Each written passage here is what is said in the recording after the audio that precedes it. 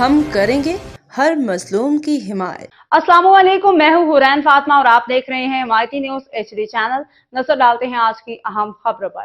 وفاقی حکومت کے ماتحت ادارہ شماریات کے جاری اعداد و شمار کے مطابق پاکستان میں ایک ہفتے کے دوران مہنگائی میں اضافہ ہوا ہے۔ وفاقی ادارہ شماریات نے ہفتہ وار مہنگائی کے اعداد و شمار جاری کر دیے ہیں، جس کے مطابق اس دوران ملک میں مہنگائی کی شرح 0.27% اضافہ ریکارڈ کیا گیا۔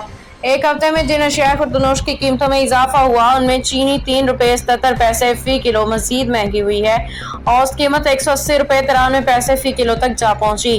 اسی مدت کے دوران مرغی کا گوشت ₹7.28، آلو ₹2.09، گڑ ₹5.08، سرسوں کا تیل ₹5.91 مہنگا ہوا۔ دال، مونگ، ماش، مسور اور پیاز کی قیمت میں بھی اضافہ ریکارڈ کیا گیا۔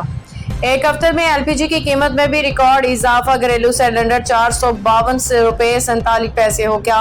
ایک ہفتے کے دوران 23 اشیاء کی قیمتوں میں کمی بھی ریکارڈ کی گئی۔ انڈے ₹31 فی 2 پیسے فی درجن سستے ہوئے۔ ٹماٹر کی قیمت میں ₹4.17 اور لہسن کی قیمت میں ₹3.37 کمی واقع ہوئی۔ اس کے علاوہ دال، چنا، خوردنی، گھی، تیل اور کیلے بھی سستے ہوئے۔